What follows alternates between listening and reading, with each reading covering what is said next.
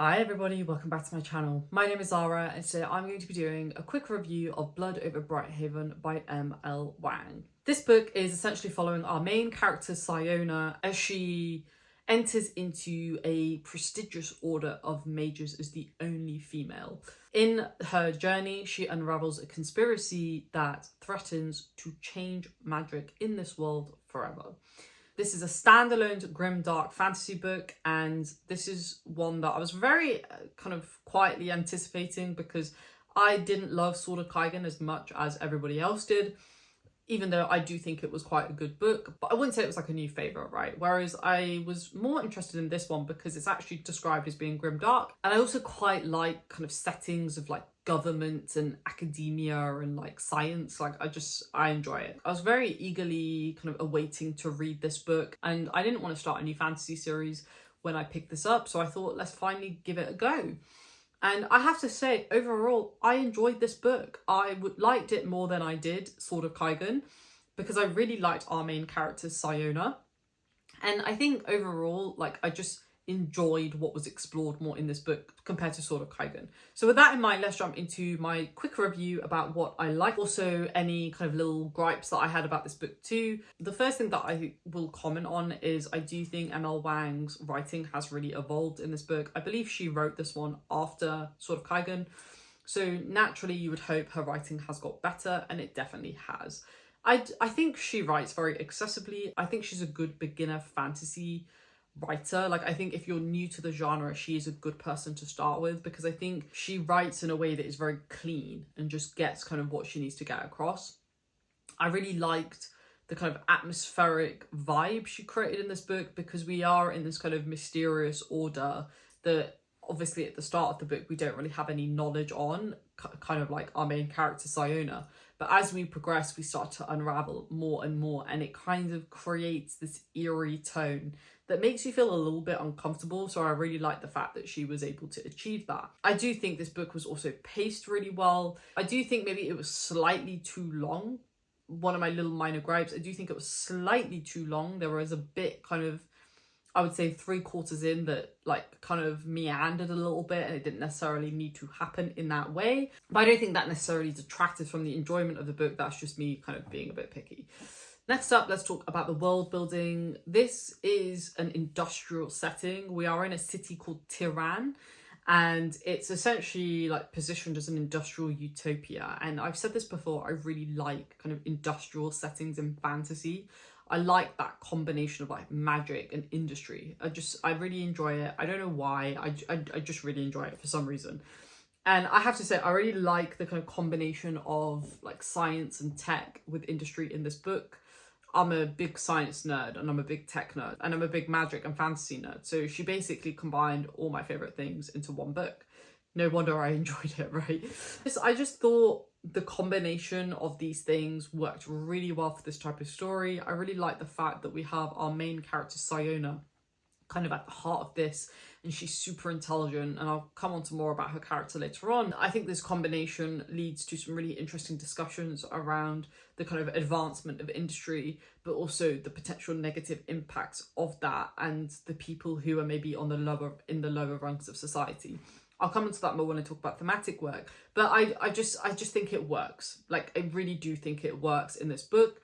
I think she did a really, really good job of paying attention to get it right, and it works. It really, really does work. In terms of characters, I'm only going to talk about a main character, and then I'll also talk about one side character, but I'm not going to mention the name because I don't want to spoil it.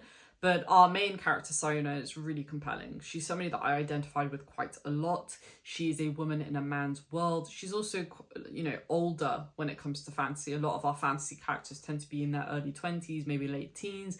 I think she's about 27 years old in this book. So she's a little bit further along in life. She has this level of maturity that a lot of fantasy characters don't typically have in other fantasy worlds. I really liked being in her head. She's very methodical, very analytical, very detail oriented, and she's somebody that is like me, like genuinely. She thinks about problems in the way that I think about them. So when she was thinking about what was kind of happening and the events that were happening and the fact that it didn't really add up and some things didn't really make sense, I got it because that's also how my brain works. I love this type of character type. I really love the kind of academic, sciencey character type. You know, she's highly intelligent. Her people skills aren't necessarily the best, but even then she's very emotionally intelligent and is able to build bridges in a way that many other people can't. I also really like her arc. Like at the start, she's a little bit naive in certain regards, and that naivety informs quite a lot of her ignorance and even prejudice. But by the end of the book, we see her really grow and kind of alter her way of thinking. That makes her much more flexible and open-minded, and I really love that for her. We also have a kind of secondary character, a male character, who essentially becomes her assistant, and he is one of the Quen. Now, the Quen are essentially the underclass in this society. They're essentially like second-class citizens. They're treated really poorly. They're not allowed to get positions in society. They're not allowed to kind of progress at all. They really are second-class citizens. He becomes her assistant. Initially, she's against it, and then over time, they're able to kind of build a relationship that is really meaningful for both of them, but in different ways. I really liked their relationship. I really liked his character as well, because he's very strong and he's also very intelligent, but not in a way that is maybe valued by society, and people overlook him just because of where he's from and not because of what's in his brain, which, you know, happens today still. So it was really interesting to see their relationship. These two people from completely different worlds kind of come together, but in many ways they're very similar, because he is a minority and he is somebody that's been underappreciated, and she is exactly the same, but just for slightly different reasons. She's not Quen, but she's a woman, and she's in a world that doesn't really value women in kind of industry. So it was really great to see them two and their interactions and how they both change each other by the end of this book. And I would love to see another book with them too, because I just think it was so good. Yeah, really good. Those are the only two characters that I'm going to talk about. One thing that I will mention about this book is like trigger warnings. This is very much an adult book, and it has got quite a lot of trigger warnings for things like xenophobia. There is quite a graphic sexual assault scene that made me feel very uncomfortable, and there is, you know, a decent amount of violence and things like that. The violence didn't bother me, but the sexual assault scene definitely did not rub me up the wrong way, but it was unexpected, to be completely honest. And it was very kind of, wasn't like super graphic, but, you know, it's enough that you know what is going to happen potentially.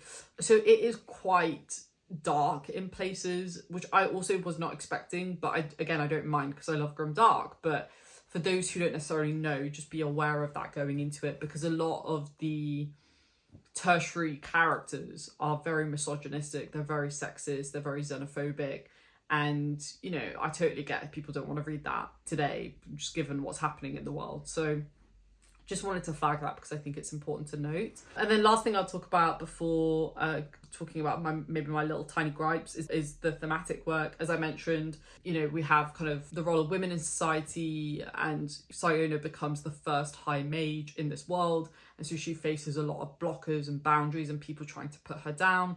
We also have the assistant, who is a member of the Quen, who is essentially like a second-class citizen, and we see the oppression that he faces and how he tries to deal with that and rationalize that in a way that could make sense, even though it doesn't really make sense. And then we also have a lot of really interesting exploration around like power and privilege. So like Siona is an example, as I said earlier. In many ways she is very privileged because she's not Quen, and because she doesn't have to face a lot of the issues that they have. She's basically ignorant of the structural racism that exists in this world, which is funny because she faces a lot of structural misogyny in this world.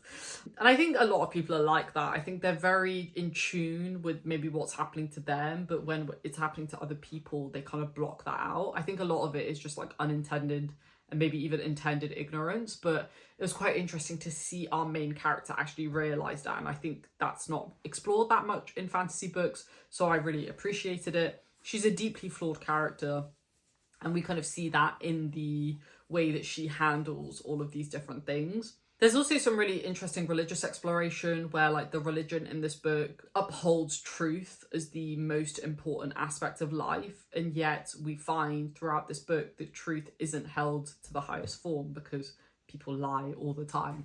So there was some really interesting exploration around that and how that kind of contrasts with science, because in theory it should be underpinning the science, right? Like science is the search for truth, it's the search for knowledge, and yet the people in this system aren't necessarily adhering to that themselves. So there's a lot of hypocrisy basically in this world that I think is very representative of the real world. Like I think a lot of people try to espouse certain values, but then they don't live those values themselves. I think I could refer to maybe 50 examples of that literally right now, but I'm not going to for the sake of time. I think it's just like a really interesting story that kind of explores different dichotomies in different parts of life, and it kind of crystallizes it in a way that I don't think a lot of fantasy does, that I really enjoyed. Like I really liked it.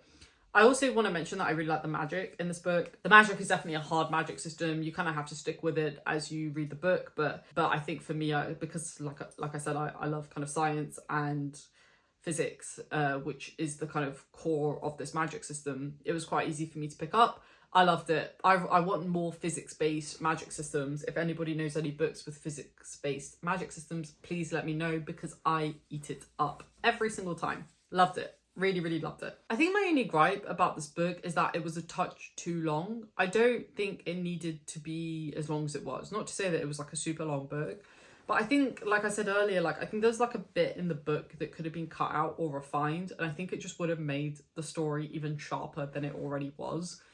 I think that's not to say that detracted from the book. Like I do really think this is a really solid fantasy book, and I do really recommend it to a lot of people because it is a standalone. I think it could have been sharper. I think there could have been some things taken out and simplified just to make it even more snappier than it already was. But overall, I gave this book a kind of 4 stars. But as I've been talking about it, I think I need to rate it higher. I think it needs to be like a 4.25 or a 4.5 stars. Because honestly, like that was my main gripe, pretty much. Like I really liked our main character, Sayona. She's super compelling.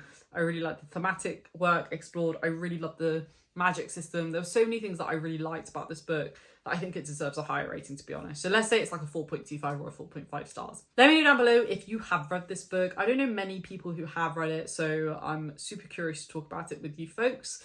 Let me know down below and I will see you in the comments. Thanks for watching, folks. Please give this video a thumbs up if you liked it. Every little helps, and I will see you soon. Thanks for watching. Bye.